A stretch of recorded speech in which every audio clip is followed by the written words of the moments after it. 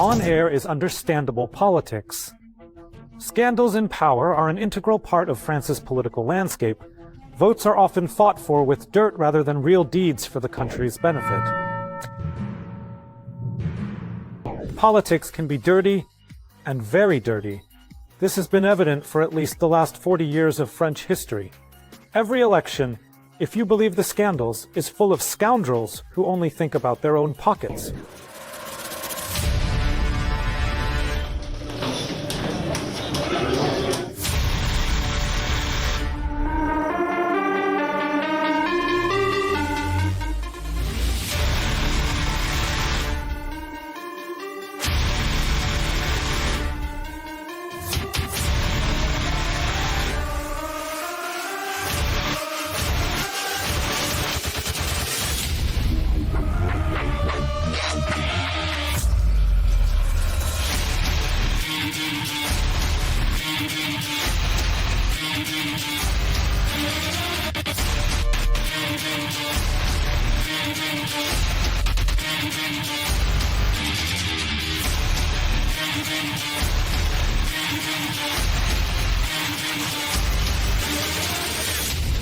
Incidents with candidates for the highest office have invariably influenced voting results. The latest victim is Marine Le Pen. She was removed from the race in advance. 300,000 euros fine. That's the price put on Le Pen's political destruction. For comparison, the Elysee Palace's lunch budget is €500,000 a month. But the democratic system, of course, never makes mistakes. It knows exactly that millions aren't needed to break a politician. A mere pittance was enough, but the court found Le Pen guilty of embezzling European Parliament funds. Since 2004, her party received money for MEP assistants who worked not in Strasbourg or Brussels, but in France. The total damage from Le Pen's actions and other French MEPs was estimated by the court at €2.9 million, of which €474,000 were spent on 4 of Le Pen's assistants. I was removed, but in reality, millions of French people were deprived of their candidate. This entire political cavalcade spun against the backdrop of the French demanding elections in the fall, not in 2027. Macron understands it will be difficult to hold on, and if the polls open today, Le Pen would gallop into the Élysée Palace in the first round. The classic French political genre is unfolding. Make it before the elections. Removing a competitor was a matter of principle. The court sentenced Le Pen to a €300,000 fine and 4 years in prison. 2 of them suspended, and for 2 more she must wear an electronic bracelet. But most importantly, the Paris court's decision bans her from participating in the presidential race until 2029. Meanwhile, the politician's team intends to appeal. However, the chances of success are extremely slim. The situation around the politician was called the execution of French democracy. The right wing unanimously defended Marine Le Pen. The National Rally Party chairman Jordan Bardella stated that not only was an unjust verdict delivered, but French democracy was executed. He was supported by former prominent Republican turned National Rally ally Eric Ciotti. This is not a system failure, but a power grab mechanism methodically eliminating any right-wing candidate capable of winning. Macron's reaction: he simply remains silent, pretending to be uninvolved. But what did Le Pen do to annoy him besides her high ratings? Count on your fingers. She demands leaving NATO against migration chaos, and it's understandable why. Every 5th resident of France today is an illegal immigrant. Another point of contention is Le Pen's demand to ban early sexualization of children. The politician demands the cancellation of LGBT lessons in schools and the rollback of the 2030 plan. It provides for a complete abandonment of gasoline cars in just 5 years. Additionally, Le Pen is openly attacked by major media. Le Monde, Libération, BFM TV are owned by oligarchs and Macron's friends. Even before the court's announcement, they unanimously called her a criminal and a hereditary Nazi.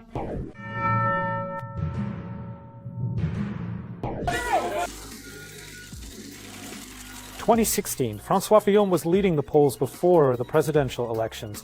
He was ahead of Macron by 10 points, an unprecedented lead, and then a bolt from the blue. The media accidentally received a leak.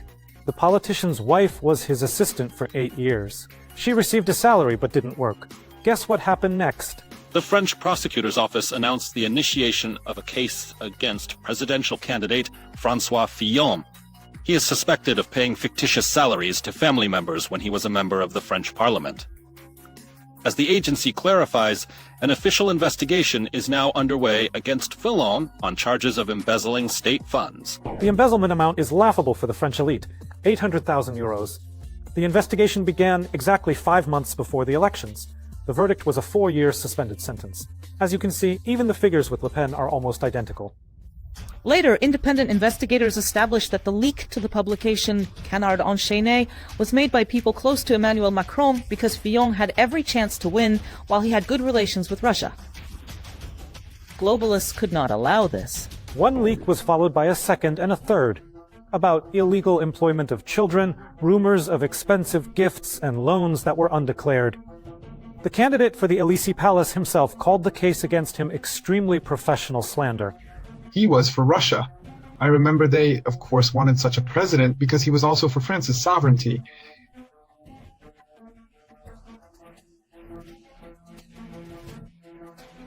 So of course it's clear they didn't want him to participate peacefully. And they created this scandal so he would lose, and he lost.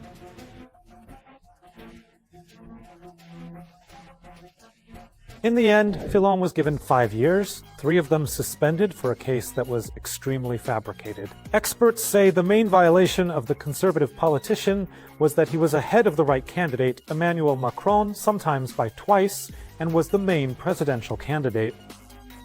The scandal, named Penelope Gate after his wife, cost Fillon not only the race for the presidency but also his career. Several times the politician filed a complaint against the newspaper that launched the scandal, and several times the prosecutor's office refused to consider it.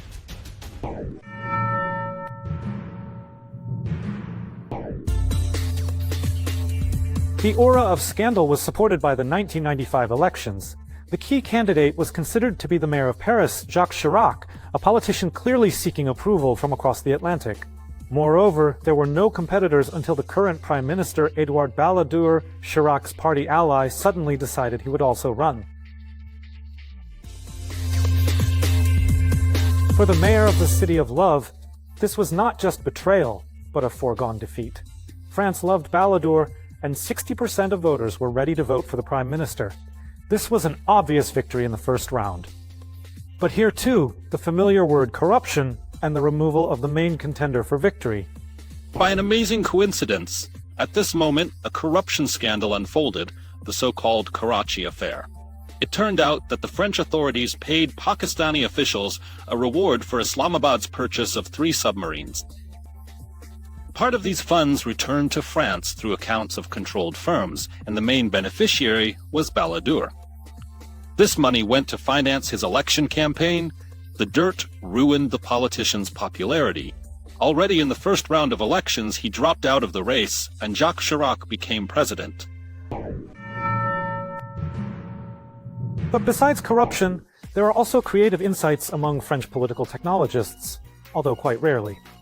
Before the 2012 elections, the main candidate for the presidency of France was considered to be Dominique Strauss-Kahn, the former head of the IMF, and candidate from the opposition Socialist Party.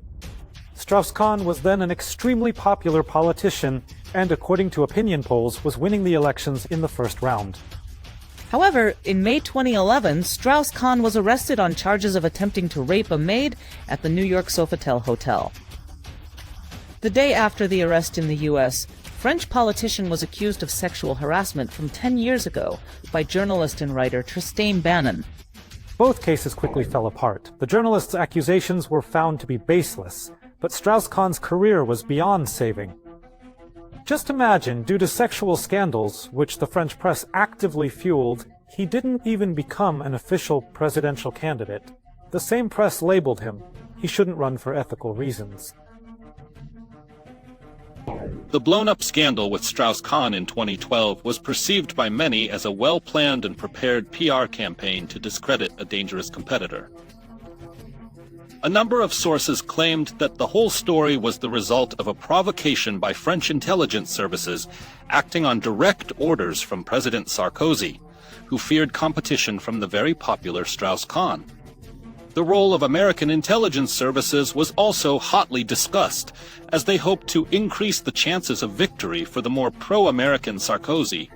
The discrediting of the political heavyweight Strauss-Kahn did not help Sarkozy.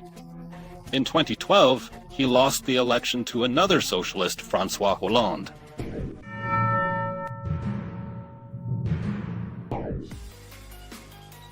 The latest high-profile story ended quite recently, in May 2023. Former President Nicolas Sarkozy received 3 years in prison, 2 of which were suspended, becoming the first French president to receive a real sentence, though he didn't go to jail. He served his sentence at home, with an electronic bracelet. Sarkozy was found guilty of corruption and influence peddling. The former president bribed a court official, Gilbert Azabert. He said, "You give me secret information about the investigation into the illegal financing of my campaign, and I'll get you a cozy job in Monaco." There was plenty of evidence, including phone call recordings. So this time, the former leader of France couldn't get away with it. Sarkozy also successfully extricated himself from another story. In 2011, after the invasion of Libya, it turned out that 4 years earlier his presidential campaign was financed by Gaddafi. After this, the French press quickly put the pieces together, and it became clear why the Libyan leader suddenly visited Paris after Sarkozy's inauguration, even though the government was against it. Subsequently, the French leader simply betrayed his sponsor, becoming one of the participants in the destruction of once prosperous Libya. The accusation against Sarkozy was made by the Libyan prime minister, who even presented evidence, claiming he took 50 million euros for his needs. And then the classic genre. The French police wanted to question former Libyan oil minister Shukri Ghanem about the case. But while they were preparing, he unexpectedly drowned in Austria. The former official's body was found in the Danube. The accusation against Sarkozy was withdrawn. Witnesses disappeared. Several witnesses, also our French intelligence services, suspect they hid them.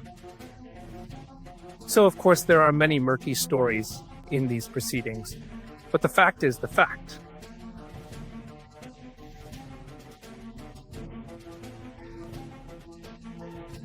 And as for much in France, they believe the operation against Gaddafi's partner was an example from the churches.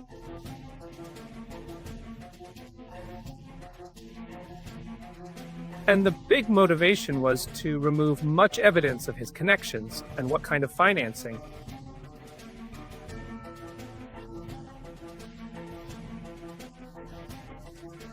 Both for President Sarkozy himself and his entourage. Jacques Chirac led France for 12 years and also had his share of spice. Chirac was tried for 2 million euros in fake jobs. They allegedly paid money to workers who didn't exist. The prosecution of the former head of state was related to his activities as mayor of Paris. Chirac led the city administration from 1977 to 1995. However, law enforcement only questioned the last 3 years of his work. According to the investigation during this period, Chirac created dozens of fictitious jobs in the city hall and paid salaries to ghost employees. These funds went to the accounts of the Rally for the Republic Party, which Chirac led. From these same funds, as the investigation claimed, Chirac's campaign was financed before the 1995 presidential elections, where he eventually won. Chirac got off lightly. He was given 2 years suspended. Attempts to initiate an investigation against Chirac were made in the late 90s, but presidential immunity got in the way. He lived peacefully until 2007, stepped down from the presidency, became a lifetime member of the Constitutional Court, and only in 2011 was convicted. The leniency of Chirac's sentence, like Le Pen's, threatened up to 10 years in prison. Judges explain this, among other things, by his advanced age. The politician was already 79. Another French president comes to mind, François Hollande. His black funds case cost the budget at least 10 million euros. In essence, France's elite were caught with offshore accounts in the late 2000s. But the case was closed without further comment. In France's internal affairs, he was a person who simply didn't exist. He seemed to be dealing with entirely different issues, and even his personal life was much more turbulent than his actual effective governance of the country. But this is a person who, you could say, went so unnoticed that even when they started to judge him, the French realized that he had done so little for France that he just, as they say, vanished from the public eye.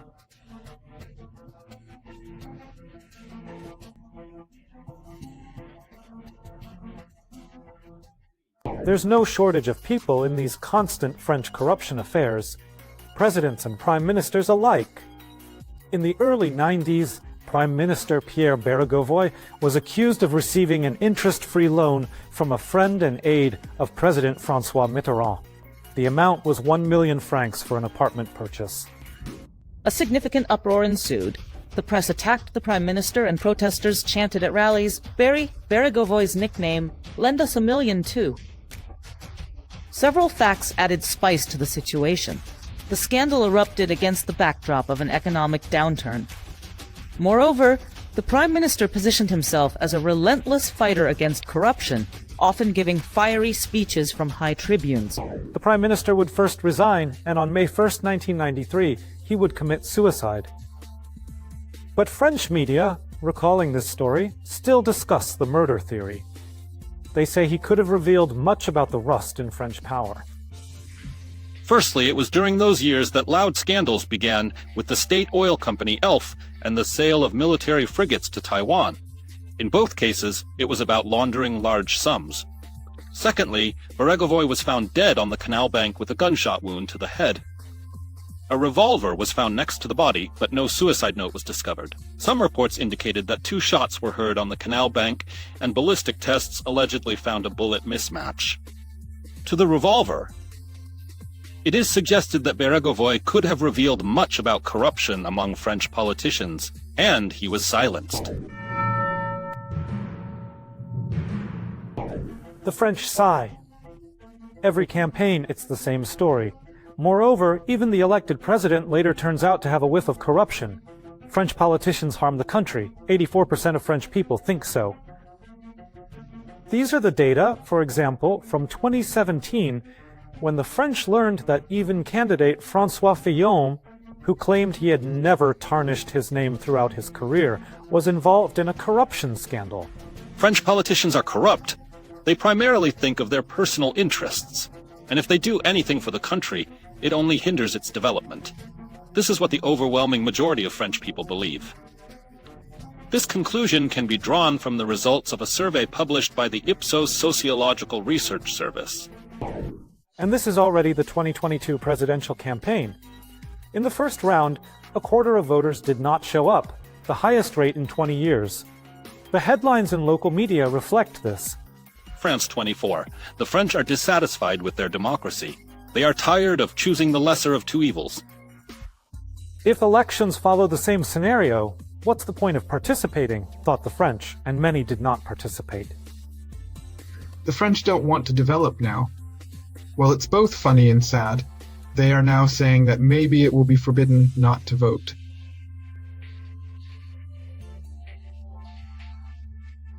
So, I think they will soon decide in the Assembly on this law, like in Belgium, that the French must vote, and if not, they will be fined.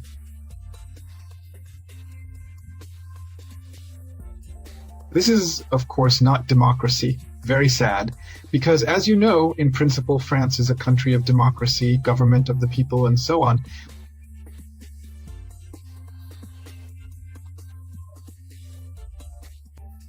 And freedom, but that's long gone.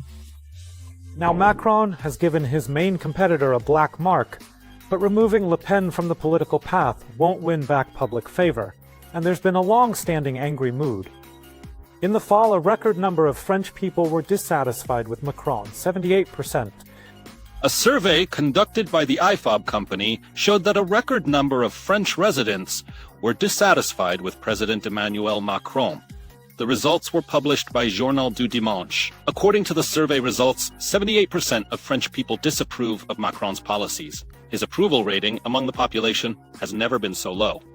The head of IFOB, Frédéric Dabi, noted that the president's rating has dropped by 9 points since May.